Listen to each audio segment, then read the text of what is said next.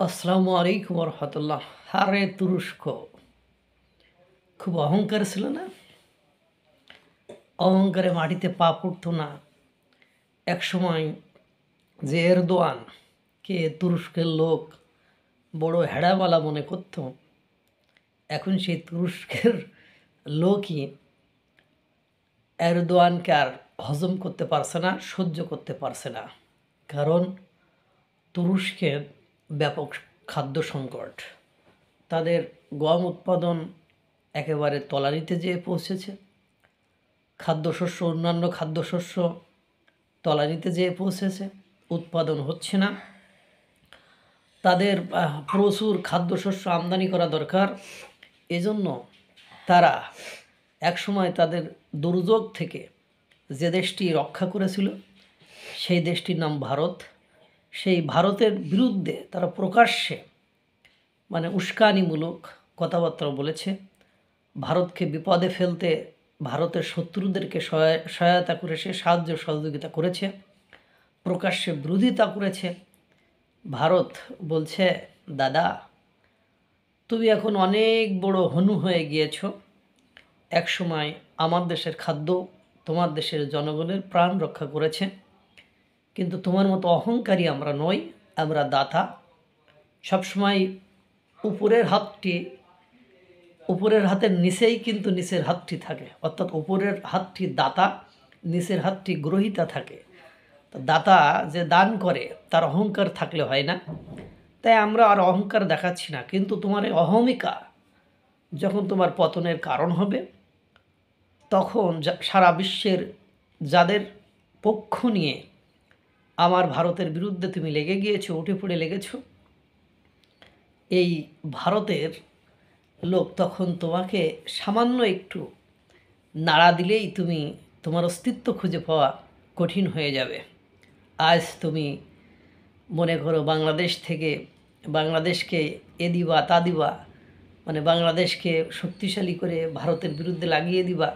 তোমার বন্ধু নাকি পাকিস্তান, তার কাছ থেকে তুমি ইচ্ছা করলে গম, খাদ্যশস্য এগুলো কেনার জন্য এ পর্যন্ত 3 বার ভারতের কাছে চিঠি পাঠিয়েছ, কিন্তু ভারত স্বাভাবিকভাবে রাশিয়া, ইউএ, সিঙ্গাপুর, কাতার, দুবাই সর্বত্রই পণ্য পাঠাচ্ছে।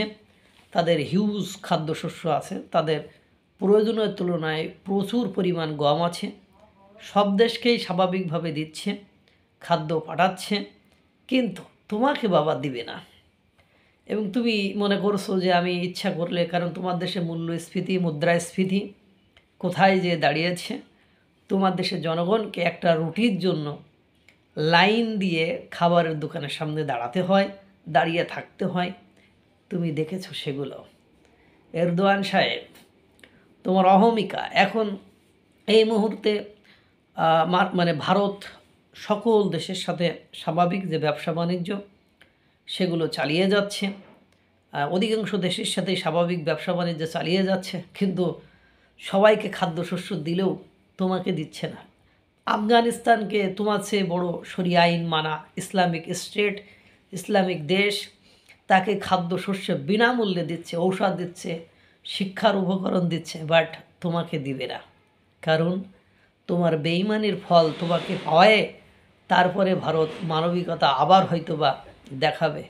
তুমি খাদের এমন কিনারায় এসে দাঁড়িয়েছ যেখান থেকে তোমার বোঝা উচিত যে আমি কে, কোথায় ছিলাম, আমাকে কে শক্ত হাতে শক্তভাবে এখানে এই প্ল্যাটফর্মে দাঁড় করিয়ে রেখেছিল। ভারতের সাথে পাঙ্গা নিতে এসে প্রচণ্ড খাদ্য সংকটে পড়েছ। ভারত তোমার আর সাহায্য করছে না। তোমার বারবার প্রদান করা খাদ্যশস্য চেয়ে যে চিঠি প্রদান করেছো সেটা তোমাকে দিচ্ছে না। যদিও চীন এবং পাকিস্তান থেকে তুমি খাদ্যশস্য পেলেও তোমাকে নিম্নমানের খাদ্যশস্য দেওয়ায় তোমার দেশের দপ্তর সেই খাদ্যপণ্যকে রিজেক্ট করে দিয়েছে। এখন সামনে একমাত্র ভরসা, কারণ তোমার আমেরিকা বাবও নির্ভর করে খাদ্যশস্যের জন্য অনেকাংশে ভারতের উপরে।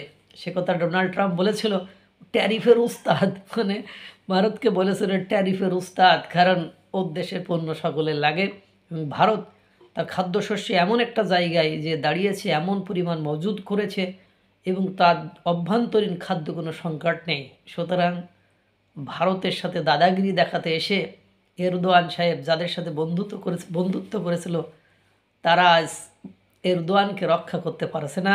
এরদোয়ান আছে মহাবিপদে। খাদ্য না পাইলে জনগণ মাঠে নেমে পড়বে, আর জনগণ তোমার একেবারে কী করবে তুমি বুঝতে পারছো না।